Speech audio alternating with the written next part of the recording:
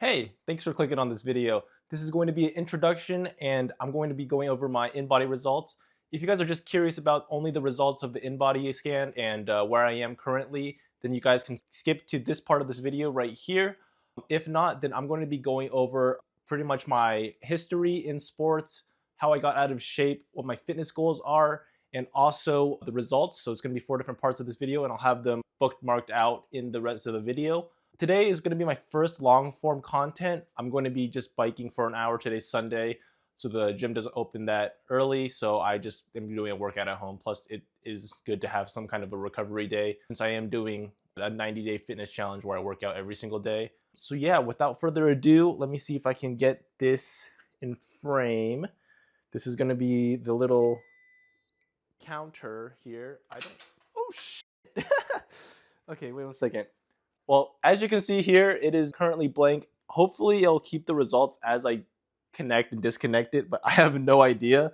This is my first time doing this, so if it's a little bit scuffed, without further ado, I will start in this.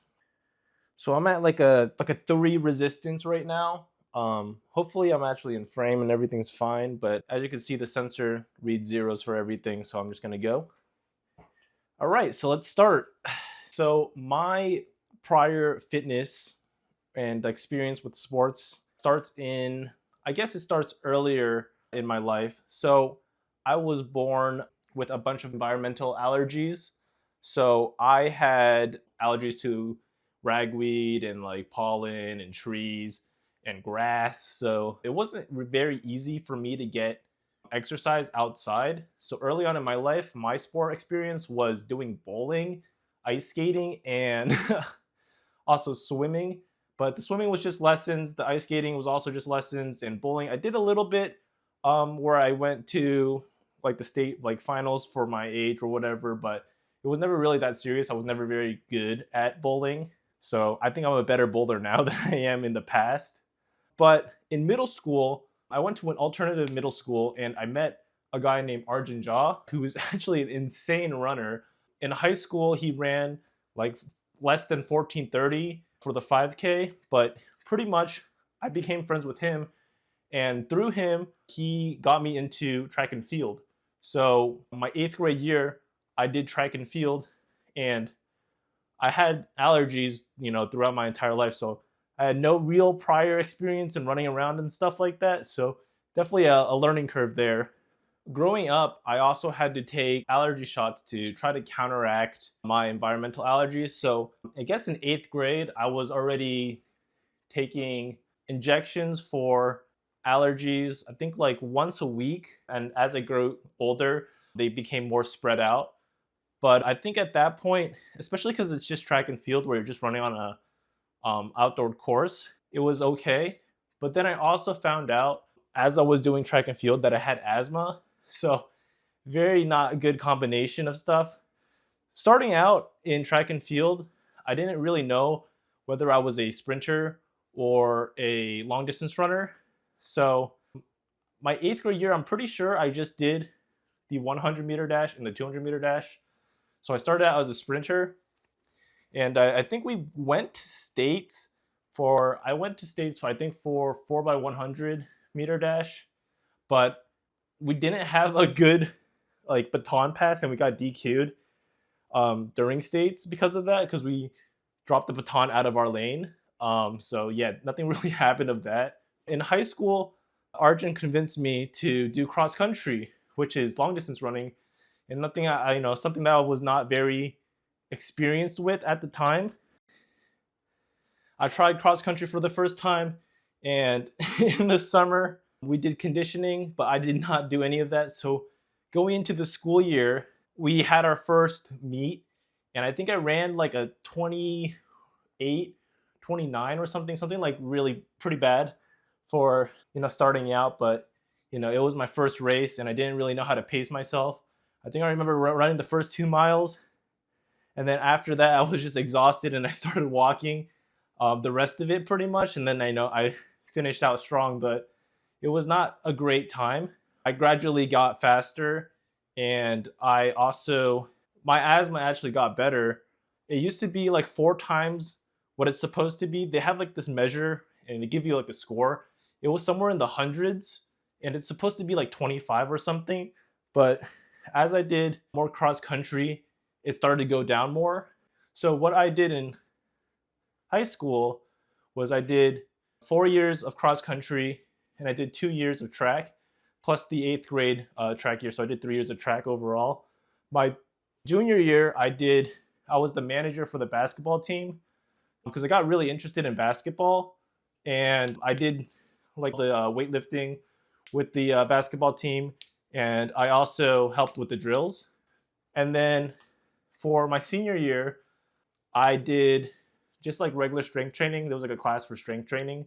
But the reason why I didn't do track and field my junior and senior year was because I had a really hard time figuring out what I actually wanted to do event wise because my best events were the 200 meter, the 1600 meter, and high jump, which is really weird because you usually don't have people who are all around spec like that. So it was very difficult for me to run events because I think the 200 and the 1600 were like right next to each other, and high jump was kind of just like whenever you had the time to do it. It was kind of weird, but for my mile, my PR was 5:30, and my 200 meter was 26 something. It was not very fast, and my high jump PR was 5 feet, but I also didn't have the best form for it. So I remember when I cleared 5 feet, one of my friends, they told me that I just sat over it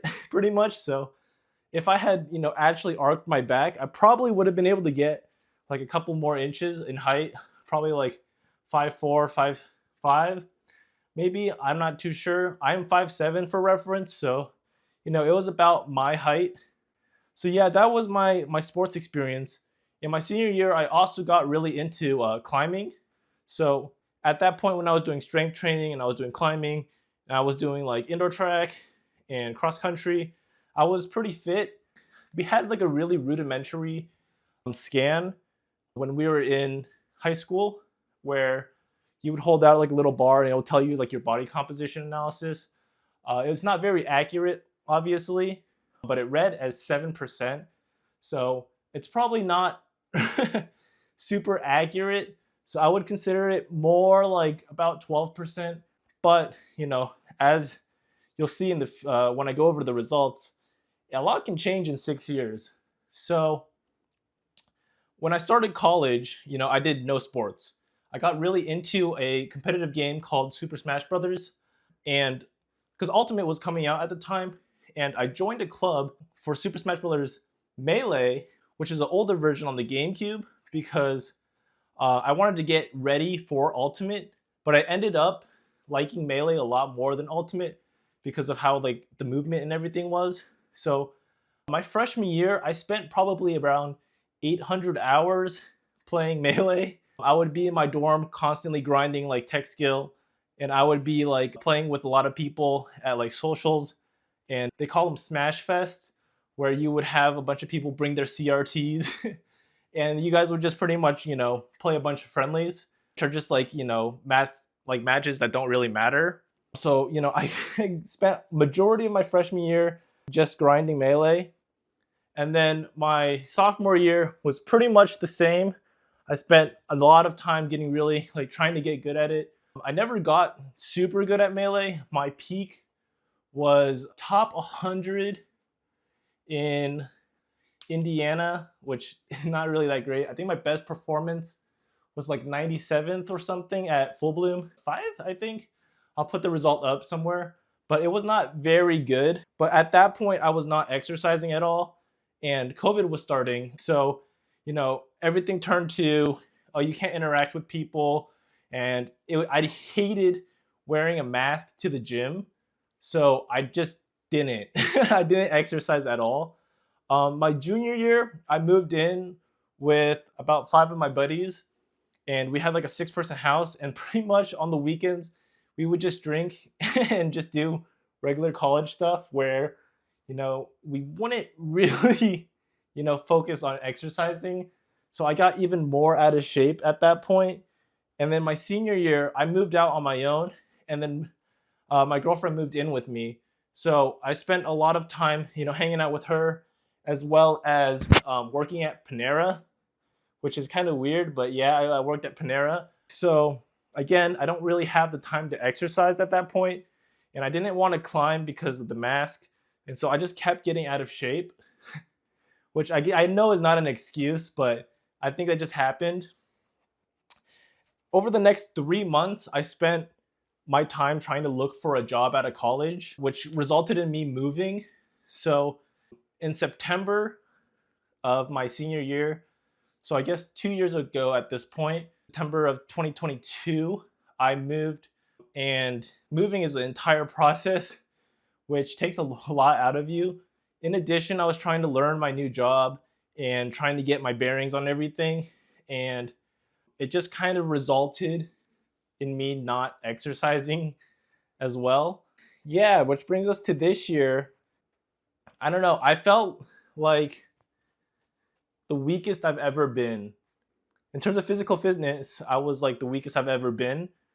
We got a dog early in January of this year, and running around the complex with the dog and just like even like walking the dog in general, I could feel how out of shape I had gotten, right? And I could also see it in my body as well, because I used to be really happy with the way that my body looked in terms of like athleticism, but now I I kind of lost all of it. So yeah, I guess that transitions into one of my goals. I think for my fitness journey, I want to join the 1,000 pound club. You have like the coveted 1,000 pound club, which is like your deadlift, your squat, and your bench press being 1,000 pounds together. And then in high school, I had this, I think, a little bit unrealistic goal of being able to dunk a basketball. I would love to do that, but I don't know if I have the, capabilities to do it anymore. I guess it's all up to training, but I'm not sure if that's a reasonable goal to have. And then I also would like to get my body fat percentage a little bit lower. And I want to get back into climbing, but I feel like I need to get back into shape before I get into climbing again. So I think that's kind of my idea of where I want to go with it, as well as just to beat some of my records that I had back in high school, which you can see in the benchmarking video that I first uploaded on day one. Okay, yeah, so those are my goals. So now we can go over the Inbody test. So I'll have the app for the Inbody scan as well, so it's a little bit easier to read. But I have a piece of paper that they gave me for that. And so what it says here, and I'll go over these results also in the app as well, is that my weight is 149.3. And in high school, my weight was around, I would say like 125 to 135. So I've gained around maybe like 20 pounds. And it says that my skeletal body mass is 65.9. I'm not entirely sure what that means at all. So I don't know if someone else could tell me what that means. My body fat mass is 32.7. So I think that means that I have a total of 32.7 pounds of fat within me. My BMI, which I know is not super accurate, BMI is not like the greatest measurement of stuff, is 23.4 pounds. 23.4. And my body fat percentage, get this, is 21.8%. So if I was on the high end, 12% in high school, that means I have gained 10% of body fat. And it says that it's above average. So I guess it's like I'm technically obese, which is kind of crazy to me because I don't feel like I am. But in terms of body fat percentage, it's definitely in an unhealthy range. For segmented lean analysis, so you can see how much percentage of how lean you are, maybe. I'm not entirely sure. Or pretty much how much muscle you have, percentage-wise and pounds-wise. My right and my left arm are pretty much identical, so I don't have a muscle imbalance there. My trunk is I guess 97.6. I'm not entirely sure what this means, by the way. I'm just reading out the stats. But there is a muscle imbalance between my right and my left leg. So I'm 96.6 on my right leg and 95.1 on my left leg. So I think I favor my left leg a little bit more. If you look at the segmental fat analysis, most of my fat is going to be in my trunk, which I think is my lower core area, my stomach area. So I definitely need to get that down because I have 17 pounds of fat apparently there. But my visceral fat level, which is the amount of fat I have around my organs, is at a low level, which is good because that's like the main health problem, is that having that fat around the organs can definitely impact it. So yeah, that's what my results are for this. I'm gonna try to get my body fat percentage a little bit down, but in terms of results, that's where we're at. All right. Thank you so much for watching.